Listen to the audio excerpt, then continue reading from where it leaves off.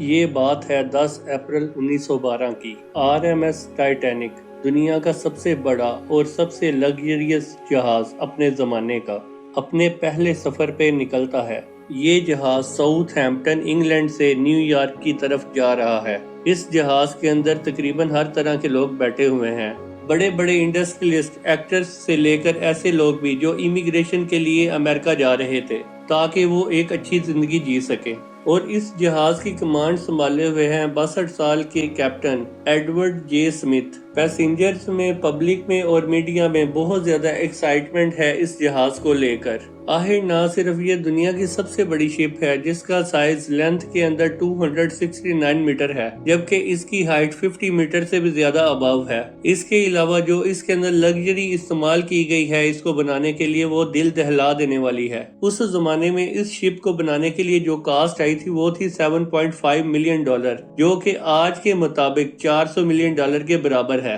شپ کے اندر کی فیسیلیٹیز اور ڈیکوریشن کسی بھی 5 سٹار ہوٹل کی ڈیکوریشن کو بھی پیچھے چھوڑ دیتی تھی۔ سٹین گلاس کی کھڑکیاں، آرنیٹ ووڈ پیلننگ، 2 بڑے بڑے grand stair cases, heated swimming pool, Turkish bath, electric bath, ایک جم، ایک squash court, 4 restaurant, 2 barber shops اور اس کے علاوہ ایک لائبریری بھی۔ اور جس طرح کے سیفٹی فیچرز کو استعمال کیا گیا تھا ٹائٹینک کو بنانے کے لیے، اس کی وجہ سے اس جہاز کو انسنکیبل مانا جاتا تھا۔ یہ ایک ایسی شپ ہے جو کبھی ڈوب ہی نہیں سکتی، یعنی اتنی زیادہ سیف۔ وائٹ سٹار لائن اس کمپنی کا نام تھا جس نے یہ ٹائٹینک جہاز بنایا تھا، اور اس کمپنی کے وائس پریزیڈنٹ اتنے زیادہ کانفیڈنٹ تھے اس ٹائٹینک جہاز کو لے کے، انہوں نے پبلک کے سامنے اوپنلی آ کر کہا تھا کہ یہ جہاز انسنکیبل ہے۔ لیکن اپنے پہلے سفر پر روانہ ہونے کے صرف 2 دن کے بعد ہی، یعنی 12 اپریل 1912 کو، ٹائٹینک جہاز کو اپنی پہلی آئس وارننگ ملنے لگ جاتی ہیں،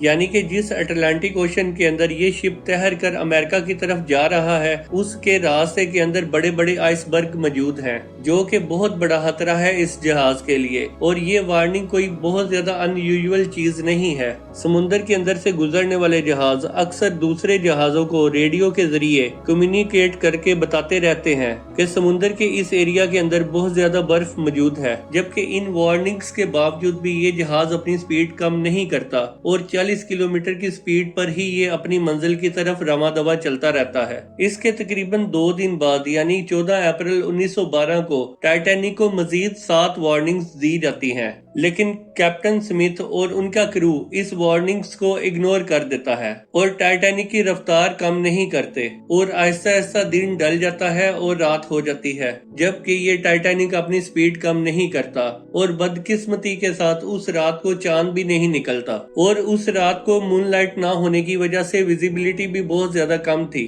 جہاز کے اوپر ایک کروز نیسٹ ہوتا ہے، ایک چھوٹا سا پوائنٹ جو کہ بہت زیادہ ہائٹ پر ہوتا ہے، اس کو لک آؤٹ پوائنٹ بھی کہا جاتا ہے۔ یہاں پہ کسی کی ڈیوٹی لگائی جاتی ہے تاکہ جہاز کے سامنے آنے والی چیزوں کو دیکھا جا سکے، اور اس رات جس بندے کی ڈیوٹی یہاں لگی تھی، بہت ہی زیادہ سردی کا موسم ہونے کی وجہ سے وہ بہت زیادہ ٹھنڈ کو برداشت کر رہا تھا۔ رات کے 11:39 پہ فریڈرک فریک نامی ایک بندہ اس جگہ پر بیٹھا ہوا تھا۔ یہ اچانک سے دیکھتا ہے کہ ایک بہت ہی بڑا گلیشیئر جو کہ اس جہاز سے بالکل ہی کم فاصلے پر موجود ہے، وہ جلدی سے گھنٹی کو 3 بار بجاتا ہے تاکہ نیچے بیٹھے ہوئے لوگ اسے سن سکیں۔ وہ فون اٹھا کر کال کرتا ہے برج پر کہ سامنے ہمارے ایک بہت ہی بڑا آئس برگ ہے، جلدی سے اس جہاز کو موڑو۔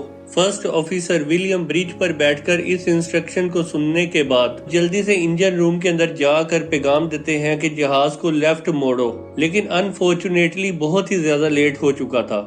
صرف 1 منٹ کے بعد، یعنی کہ 11:40 پر، جہاز جا کر اس آئس برگ کے ساتھ ٹکرا جاتا ہے۔ یہ آئس برگ بھی کوئی چھوٹا موٹا آئس برگ نہیں تھا، لینتھ میں یہ 200x400 فٹ لمبا تھا، بالکل ایک فٹ بال فیلڈ جتنا بڑا، اور ہائٹ میں یہ کروز نیسٹ تک آ رہا تھا۔ سائنٹسٹ کا ماننا یہ تھا کہ اس آئس برگ کا ویٹ 1.5 ملین ٹن تھا۔ آئس برگ کے ساتھ ٹائٹینک کا ٹکراؤ فرنٹ کے رائٹ سائڈ پر ہوا۔ اسپیسیفکلی کہا جائے تو یہ بو کے پاس ہوا، اور بو جہاز کا وہ حصہ ہوتا ہے۔ اس فوٹو کے اندر آپ آسانی سے دیکھ سکتے ہیں کہ سامنے کا یہ والا حصہ ہوتا ہے جہاز کا بو، اور بو کے نیچے نکلا ہوا یہ حصہ اس کو کیل کہتے ہیں۔ تقریباً 10 سیکنڈ تک یہ جہاز آئس برگ کے ساتھ گھسیٹتا چلا گیا۔ जिसकी वजह से एक बहुत ही बड़ा डेंट पड़ गया और इसकी वजह से शिप की मेन बॉडी के अंदर कुछ छोटे छोटे होल्स भी आ गए। कुलैयन के कुछ ही सेकंड के बाद कैप्टन स्मिथ और शिप के आर्किटेक्ट थॉमस एंड्रयूस फौरन ही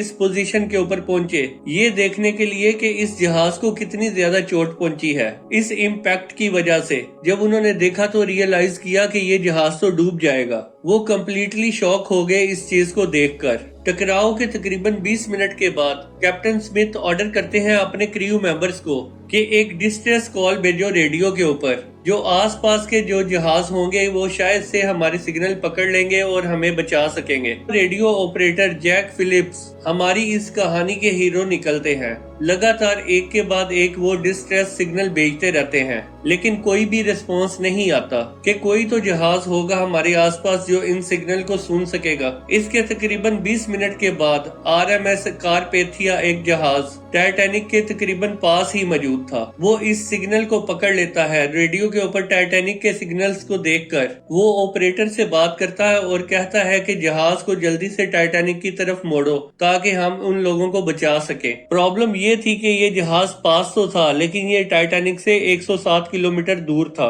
और अगर ये जहाज अपने टॉप स्पीड पर भी टाइटैनिक की तरफ जाएगा तो इसे टाइटैनिक तक पहुंचने में तकरीबन 3.5 घंटे लग जाएंगे। और 3.5 घंटे के अंदर क्या टाइटैनिक का जहाज बचा रह सकता है? बाकी क्रू मेंबर्स फ्लेयर्स और रॉकेट्स चलाते हैं टाइटैनिक के जहाज के अंदर, इस उम्मीद के साथ कि वो कोई आसपास अगर कोई शिप होगा तो वो हमारी तरफ ध्यान दे देगा। लेकिन अनफॉर्चुनेटली कारपेथिया जहाज के अलावा किसी और जहाज से कोई भी रिस्पॉन्स नहीं मिला। इसके बाद कैप्टन ऑर्डर दे देते हैं कि पैसेंजर्स को अब इवैक्यूएट किया जाए शिप के अंदर मौजूद लाइफ बोट्स का इस्तेमाल करके। प्रोटोकॉल के मुताबिक औरतों और बच्चों को सबसे पहले प्रायोरिटी मिलेगी लाइफ बोट के अंदर बोर्डिंग करने की। जहाज के अंदर बैठे हुए पैसेंजर्स की अगर बात की जाए तो उन्हें ज्यादा डर नहीं लग रहा था।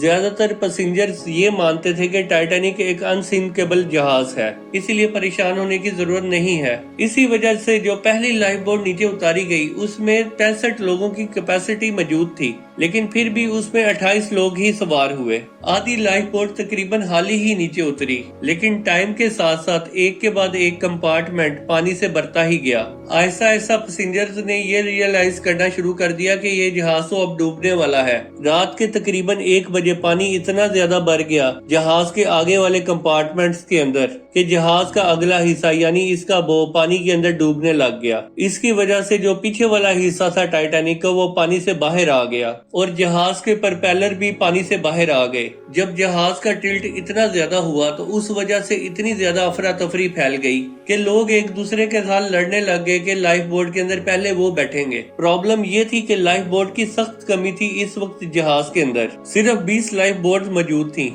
रात के 2:05 पे आखिरी लाइफ बोट जहाज से नीचे उतारी गई, लेकिन जहाज में अभी भी 1500 लोग मौजूद थे। इस वक्त लोगों में बहुत ही ज्यादा हलचल पड़ी हुई थी इस लाइफ बोट के अंदर बैठने की, लेकिन कुछ लोगों ने इसे अपना नसीब समझा और वो जहाज के अंदर ही रुके रहे। इसके बाद तकरीबन रात को 2:20 के ऊपर ये जहाज 2 हिस्सों के अंदर टूट गया और फिर वो ऐसा ऐसा करके पानी के अंदर डूब गया। 3 घंटे भी नहीं लगे इस कभी ना डूबने वाले जहाज को पानी के अंदर डूबने में। जो 1500 लोग जहाज के अंदर मौजूद थे वो या तो जहाज के साथ ही डूब गए या फिर जिन लोगों को तैरना आता था वो हाइपोथर्मिया की वजह से मारे गए। उस वक्त पानी का दर्जा हरारत -2 डिग्री सेंटीग्रेड था। इस टेम्परेचर में अगर कोई पानी के अंदर गिरता है तो कुछ ही मिनटों के बाद उसकी मौत वाकया हो जाएगी हाइपोथर्मिया की वजह से। टाइटैनिक जहाज के कैप्टन एडवर्ड स्मिथ कहा जाता है आखिर तक वो इस जहाज को बचाने की कोशिश ही करते रहे